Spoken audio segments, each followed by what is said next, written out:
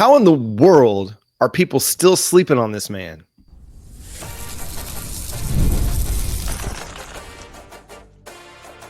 You are Locked On Sooners, your daily podcast on the Oklahoma Sooners. Part of the Locked On Podcast Network, your team every day. What's up, Sooner Nation? Welcome to Locked On Sooners, and thank you for making Locked On Sooners your first listen every single day. Shout out to all the everydayers out there for making Locked On Sooners your first listen every single day. We're part of the Locked On Podcast Network, your team every day. He's Jay Smith. I'm John Williams. It's list season out there in the college football world. CBS Sports came out with its top 150 players for 2025. ESPN came out with their top 10 pass rushers for 2025. And somebody was notably missing from both of those lists, Jay. And it really got me pulled off sides. And it was RMason Thomas. Was not voted one of the top pass rushers, the top 10 pass rushers by ESPN, and was not inside Blake Brockermeyer's top 150 players for college football in 2025. I'm guessing that everyone decided they needed to continue to sleep on RMason Thomas. I mean, we talked about him for the last couple of years, dealt with injuries, and then last season was the year he broke out. 9.5 sacks last year, depending on what site you look at, who counts those half sacks. But no, RMason Thomas is one of the premier pass rushers in the game. I mean, six of his sacks came in was SEC play. So he's actually putting up numbers against SEC competition. He is a pain and a thorn in people's side. One of the best when it comes to pressures at the position. So it's pretty crazy to me that he didn't even crack either one of those lists at all. Like, I know that the ESPN ranking the top pass rushers, they all voted on this with their people, and I'm just floored that you don't want to consider a guy that's got a lot of experience and also had a massive breakout. I mean, the defensive line was considered truly underrated last season, John, and RMason Thomas was one of the bright spots, but you had some solid players, but it wasn't any like some of these other guys who had elite talent on the opposite side of them. Yeah, you look at Dylan Stewart, who comes in at number 1, according to ESPN's top 10 pass rushers list, and RMason Thomas had more sacks than him. Now, Dylan Stewart was just a true freshman, granted, but he also had Kyle Kennard playing on the other side of the defensive line from him. Kyle Kennard, who's going to be a top 100 pick in the NFL draft, most likely. RMason Thomas, listen, Ethan Downs was really good, but he was not as significant of a pass rushing threat as Kyle Kennard was. So Dylan Stewart getting the benefit of maybe not being the primary focus when teams are designing their offensive line's pass blocking scheme. Obviously, it wasn't the case for Oklahoma, but RMason Thomas not making that list, he only got 5 points on their panel's voting, came in behind Dante Corleone, who, listen, I'm a Dante Corleone fan. He's not better than RMason Thomas. He's just not. And what we saw out of RMason Thomas, and you saw it in the Missouri game, was that he was so much of a threat at the end of that Missouri game that they had to triple team him. Literally devoted the entire left side of their offensive line, including the center, to blocking RMason Thomas. That's how dangerous that dude is. And to not get that consideration, hopefully it's a little bit more fuel for the fire, because that dude had a monster year last year and people are somehow still forgetting about him. It's crazy to me. Yeah, that people just, I don't understand why. I don't get it. I don't get it, John. I don't get where the logic is. I mean, Corleone, like you said, I'm a big fan of his as well. Cincinnati, he didn't really play last year, right? He was dealing with some health stuff. And so, but we saw RMason put up numbers, and now the expectation with him and Marvin Jones Jr. On the opposite side of him has a very good chance of being one of the best tandems in college football. They just got to go out there and make it happen, and that's it. That's what we see. That's what we are seeing out of the way that they have been molding this room, is to have those two really shine, and then bring your young guys in from a Taylor Wine, from a Daniel Collier, a PJ Adebaware, have them show up right behind those two RMason has a good chance of being able to reproduce the numbers, because when teams try to double team or, like you said, triple team him again, that's just going to open the way for a Marvin Jones Jr., Daniel Okoye, Taylor Wine, PJ Abuarwe, whomever is on that side, to actually go out there and get more pressure. Then you're going to have to go back to, single coverage against RMason if you don't want to have your quarterback scrambling nonstop. So I expect more of this disrespect over the next few weeks as we go through all the lists and the post-spring and the post-portal time where everybody's going to create these lists of who their top players are. I expect more of it, but again, I'm not going to be surprised that we're going to see more of this. Let's just put it that way. Yeah, people are just going to keep sleeping on Oklahoma coming off of a 6-7 season, but I think they're going to wake a lot of people up this fall. You look over at CBS Sports top 150 list, and if we just look at the bottom 10 in that top 150, tell me who, like, if you would take RMason Thomas over one of these guys. Nico Yamaleava. I'd take RMason Thomas. Alabama's Keon Sabb. Okay, really, really good player, but give me the bona fide pass rusher over the safety. I'm sorry. I know your guy, Takario Davis, a dude you're a fan of. I'd rather have RMason Thomas. And then Jack Endries, a Cal tight end that Oklahoma's trying to pursue. I mean, listen, tight end matters. I'm not going to sit here and say it doesn't. But if you have an elite pass rusher, I want that guy over the tight end. I'm sorry. Yeah. Caden Green, a good guard, a good player, not better than RMason Thomas. Nope. So, like, that's just the bottom 5. I don't want to go through all of it, but, like, Baron Morton of Texas Tech is on that list in the bottom 10. So, like, it just boggles the mind that you can see somebody go and be that impactful, that effective for Oklahoma's defense, especially late in games. Like, go back and watch the fourth quarter of that Alabama game. He had Jalen Milroe ready to declare for the NFL draft. Like, he did not want to finish that game. He was just getting battered by RMason Thomas, abusing the Alabama defense or offensive line. Like, that's a dude that has the top 50 potential. The only thing that's going to hold him back in draft circles is maybe his size and his length, but he's got every bit the potential to be an elite pass rusher for Oklahoma in 2025 and going into the NFL. Yeah, and this top 150 list of CBS is very intriguing. You got Grayson Halton on there, though. Like, what, shout out for that. Hey, shout out for that. Hey, shout out to G Baby. We've been wondering if he was going to be able to take the next leap, and it looks like they're seeing him. They're seeing him because he's got that explosive, twitchy capabilities, and so he got to be moved up there in the top 150 right now. Of course, John Mateer at number 16 was one of the major expectations. There was literally no reason for him to not be on there. He better have been top 20 or we were going to riot.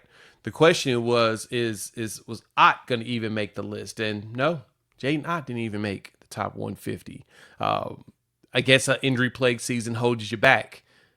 But we didn't have an injury-plagued season from RMason Thomas. He had a dominant season last year. It's an interesting one. But the good thing is that on that list, you got John Mateer at number 16. You got Grayson Halton. So you got a couple of players that are starting to get a little bit of respect. But, John, we're going to be dealing with this all year. I'm going to just reiterate that the way these lists are going to be put together post-spring, very few are going to be prepared for what Oklahoma's actually capable of. And so we're going to have to just, let them sleep. Just let them sleep. And we'll show up. Go ahead. Just they'll understand the talent once we hike the ball. Well, and at least recognizing that Grayson Halton had a big year last year, that he had a breakout performance because he was really, really good. And he's going to continue to get better. Like, he's only gotten better every single offseason at Oklahoma. And last year, I think, was just the start of what he's capable of. And I think he's going to continue to provide a big interior pass rush for the Oklahoma Sooners. What's that Oklahoma running back rotation going to look like? We'll talk about it in the next segment. We're also going to talk about this week's recruiting projections that came down the pipeline in the third segment. We'll discuss all that coming up next here on Locked On Sooners. Did you know your Fire TV is also an Xbox? Turn any TV into your gaming entertainment hub with Fire TV Stick 4K devices. No console required. Just grab your paired controller, subscribe, or sign into your Xbox Game Pass Ultimate with EA Play included, and you're ready to play. Dive into hundreds of premium titles from EA Sports College Football 25 to Call of Duty, Black Ops 6, and Avowed as easily as you stream your favorite shows. It's gaming made simple, and it's all on your Fire TV. So the cool thing is that it's affordable and portable gaming. Play high quality Xbox games at a fraction of the cost of a console. So you don't have to have it in every room. If you've already got one, a Fire TV Stick 4K device is more affordable and easier to travel with, allowing you to take your or your kids' games wherever you plug in. I like being able to, you can host with no gaming interest, experience, can share how Fire TV provides them with there's other great entertainment choices. You can watch things like, Netflix, Hulu. You can watch all your favorite shows and get caught up. Heck, you can get caught up on the starting five on Netflix if you're a big sports fan. So head to amazon.com/Fire TV Locked On to get started. Xbox Game Premium Ultimate subscription and compatible controller required. Available on select devices including Fire TV Stick 4K 2nd Gen, Fire TV Stick 4K Max 1st and 2nd Gen, and Fire TV Cube 3rd Gen. Thanks again for making Locked On Sooners your first listen every single day. Shout out to all the everydayers. We're part of the Locked On Podcast Network, your team every day. So, Jay, what is the running back room going to look like with the addition of Jaydn Ott through the transfer portal? So when you look at the list, the lineup of who you have, so of course, you've got Ott, who's most likely RB1. He comes in as that lead guy. I've actually was watching a little all 22 tape on him, and my goodness, he does a really good job of not only finding the hole but making people miss. It's just going to be so much fun over the next couple of weeks of studying him. But you add him, and now behind him, you got yourself a nice little group of people that you're asking the question: who is ready to really take over right behind Ott and propel themselves going into next year? You still got Jovantae Barnes, who's been limited due to injury, and he gives you a veteran presence that still has some capabilities. He'll be a senior, so this will be his final year most likely if he plays all the games or if he decides to redshirt due to that injury.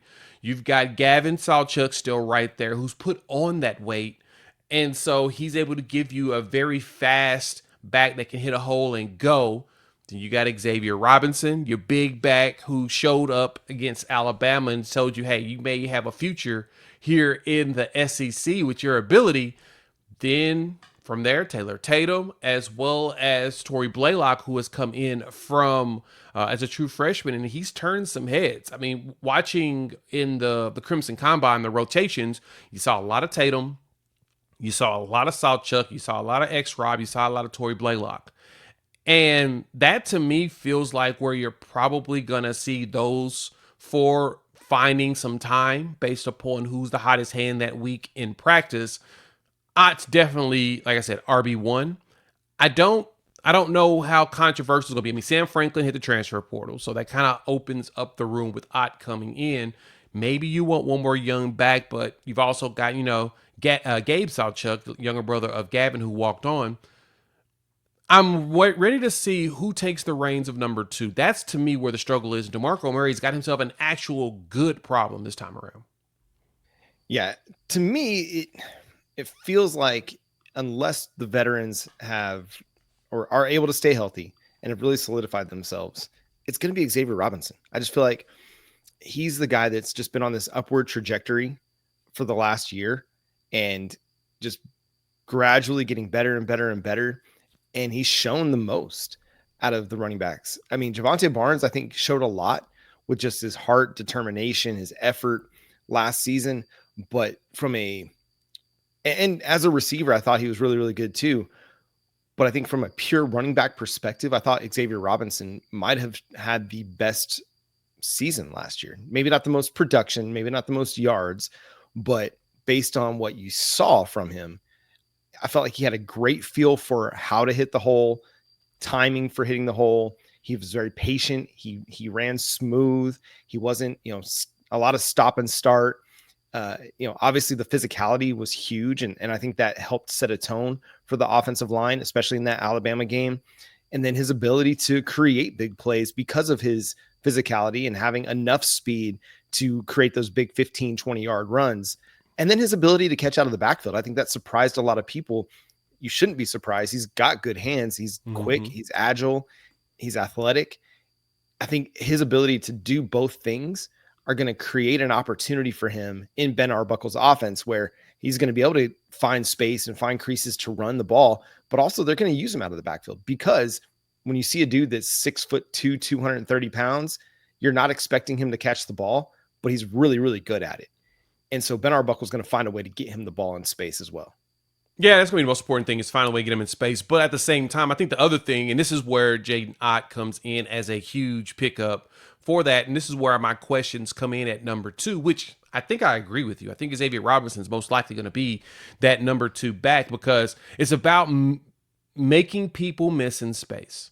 That's kind of been one of the bigger struggles we had, but we saw Xavier Robinson do that. I mean, when he had that touchdown against Alabama, he made the edge completely miss him. He grabbed him and he broke off the tackle and was able to then outrun everybody to the corner, to the pylon, do the dive, and boom, you got yourself a touchdown. That is probably the hardest thing that Oklahoma has not really seen in a while, is a back that can come in and break a tackle or make defenders miss and get the score. We need more of that. That to me is probably the most important. But you'll have with Xavier Robinson and Jaydn, I think they'll probably give you the best opportunity with that. Jovantae Barnes gave you a few glimpses of that, and Tatum as well. The key thing with Tatum is holding the ball, and I think that's where it's going to drop him in the rotations for now. But I don't think that it hurts him overall, I guess you could say. So to me, whoever the back is that evades tackles the best, right behind Ott's probably going to be number 2. And I think Xavier Robinson may end up getting that. Well, DeMarco Murray made a lot of his career, especially early with the Dallas Cowboys, on getting dirty yards. Jason Garrett kind of coined that phrase. I can't remember what year it was. Maybe it was like 2013 or something like that. It was before Murray's like huge season in 2014. Well, Murray he wasn't always like creating big runs, but he was always creating positive runs. He was always getting 3-4 yards a clip, even when it wasn't there. And I think that's the important key here, is like so many times there wasn't a running lane, or there wasn't a free, space to run to, but a guy like Xavier Robinson was creating some positive yardage. That LSU game, man, it was tough sledding in that LSU game. They came in saying, we're stopping the run. We're going to make you beat us through the air. And Oklahoma wasn't able to do enough offensively to counteract that. But Robinson was able to create positive yardage. It just wasn't big yardage. He still was falling forward, and he was keeping the ball moving forward. So you got to be able to have guys that create those dirty yards, even when it's not there. I think the offensive line is going to be better this year. I expect it to be. It can't be bad like it was last year. If it is better, Jaydn Ott, Xavier Robinson, Taylor Tatum, Torrey Blaylock, Gavin Sawchuk, Jovantae Barnes will have better running lanes, more running room than they did last year. But still, you've got to find guys that are able to either make the first guy miss or create yards after contact. You can't go down on first contact. And I think that's the biggest issue with Gavin Sawchuk and Jovantae Barnes, is not enough times were they able to make that first guy miss or break that tackle and create yards after contact. And in the SEC, man, every yard matters. And you've got to be able to find those dirty yards, those yards that are tough to gain because the defender's right there in your face. You've got to find a way to create those yards. Yeah, adding, Jay Michaela on the offensive line is to add just an additional, experience piece. Him, Baklinko, with just adding more veteran presence on that line, to me, should guarantee that the line will be probably a few points higher than what it was last year. And I say that because as the season progressed and we were getting healthier and healthier on the line, you start to see a substantial amount of improvement, and you also start to see a substantial amount of time for the quarterback to make those decisions they need to make. You start to see some holes open up. The physicality started to get back there. Now, if anything, they should have progressed even more. I totally 100% expect this line to be way better, which will be just enough of these running backs to show out. And Oklahoma's going to need them. They have to have a complete offense. You can't have one part of your offense carrying the load. John Mateer is really good.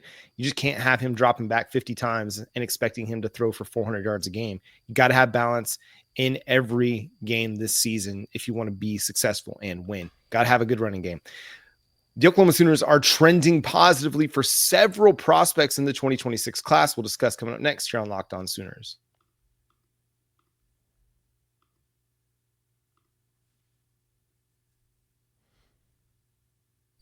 Thanks again for making Locked On Sooners your first listen every single day. Shout out to all the everydayers out there tuning in. Subscribe to the show wherever you get your podcasts. We're part of the Locked On Podcast Network, your team every day. Jay, we're going to start with a guy that has been trending towards Oklahoma for a long time, and that's Kevin Ford Jr., the edge rusher out of Duncanville. He ranks as the number 10 edge in the 2026 class by 247 Sports, a top 100 prospect.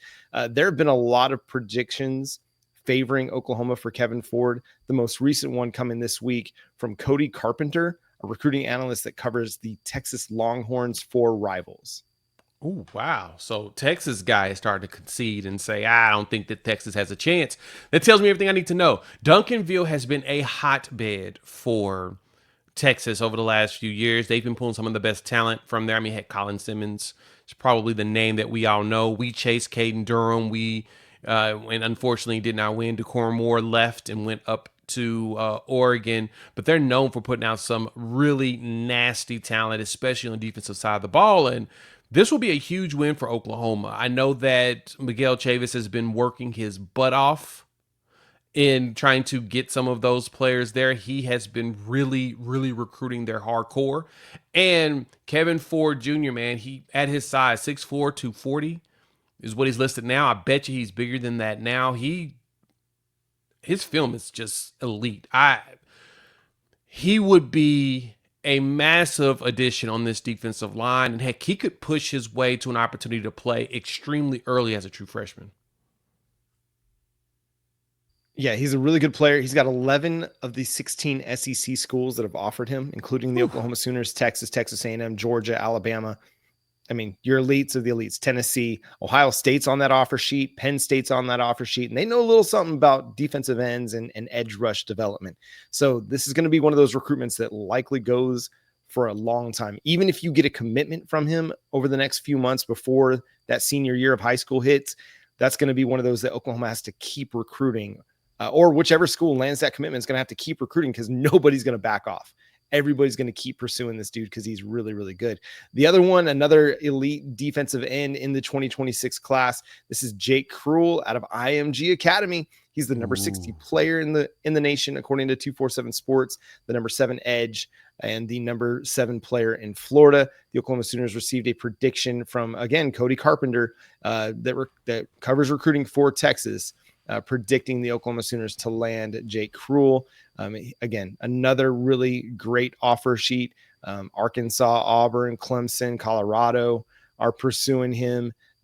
Duke, Florida, Missouri, Michigan, Miami, Nebraska, North Carolina, Ohio State, Ole Miss, Oregon, Penn State. So again, the who's who of college football recruiting on Jake Kruel's list.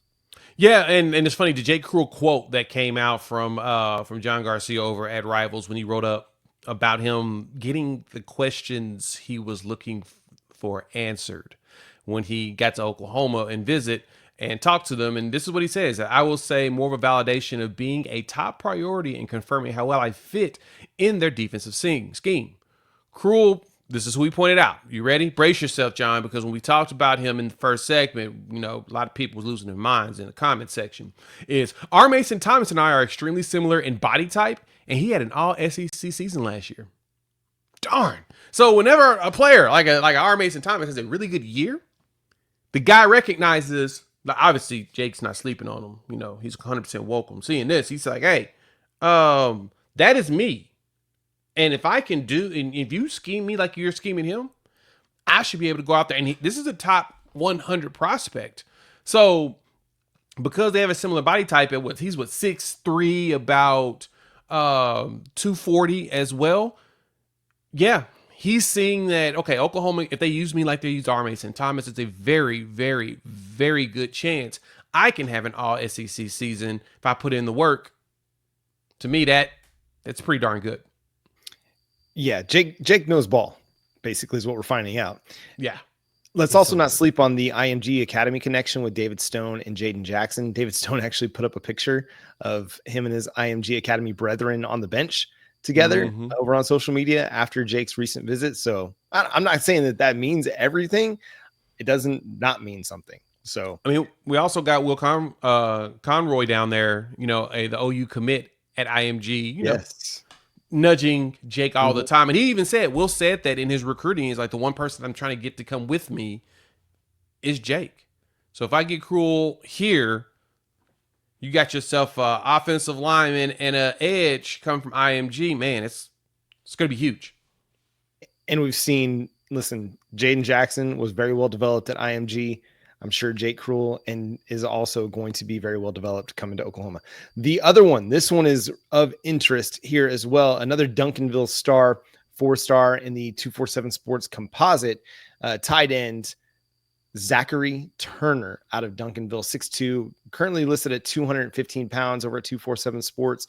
But again, an offer sheet that is pretty elite. Miami, Florida State, SMU, Auburn, Colorado, Georgia, LSU, Michigan, Missouri, Nebraska, Oklahoma, Ole Miss, Oregon, Penn State, TCU, Tennessee, Texas A&M. So another dude who has got a strong offer sheet. And I know people are down on Joe John Finley right now, but this could be a potential big win for him if he's able to get this commitment and we can get something out of Zachary Turner down the line. Yeah, and get him just go across the line. The good thing for Coach Finley here is he's also got a very, very good guy that's doing work in the front office in Jim Nagy. So he's starting to get out there, get some of the. He's starting to get those offers out there. He's starting to, get the big board going and say, hey, these are players we should heavily focus on. These are ones that fit the mold and the model of player you're looking for. We'll find some of the diamonds in the rough for you also, while you guys, of course, recruiting some of the top players. We're looking for NFL guys, NFL bodies, players that are going to be able to actually move Oklahoma to the next level that needs to be done to succeed in the SEC. So the good thing is that's going to be one thing that's going to help with Coach Finley. And then, of course, if you can get 2 Duncanville kids, game changer for future. Game changer. Because, like I said, it's a very hard school to recruit because they churn out so much elite talent that every school in the nation is trying to find their ends and their relationships there. So hopefully we can find a way to build a pipeline instead of us being one of those anomalies or outliers that can snatch them once every so many years. See if we can get some consistency in pulling a couple of guys a year. That will be huge. Well, they've already laid really good groundwork with their recruitments of Colin Simmons and with Caden Durham. Sorry, excuse me. Yeah. Even if you don't win those, building relationships and laying the groundwork helps a lot. If they're, again, Zachary Turner, I know you're going to look at the stars, but he's the number 15 athlete according to Rivals, and he's a 4-star prospect over there. So the dude's got some game. And if you're producing at Duncanville, you're a player. You're a pretty good player. So interesting recruiting happenings for Oklahoma. Expect over the next few months, especially as we get close to Champ U barbecue and official visits over the summer, that we're going to start seeing more and more projections on the recruiting side of things, and we'll have you covered here on Locked On Sooners. So make sure you're tuned in and subscribe to the show wherever you get your podcasts. We're free and available on all podcast platforms and on YouTube, so hit that subscribe button and that notification bell to let you know when new episodes drop. Follow Jay on the social medias at Unfair Sports. You can also check out his channel, Unfair Sports, over on YouTube. You can follow me at John 9 Williams and read my work covering the Sooners over at SoonersWire.com. The show is at Locked On Sooners on all of your favorite social media platforms. But until next time, he's Jay Smith. I'm John Williams. We'll talk to you then. Boomer Sooner. We just need to land at edge. Give me Kruel, and it would be the game changer you need.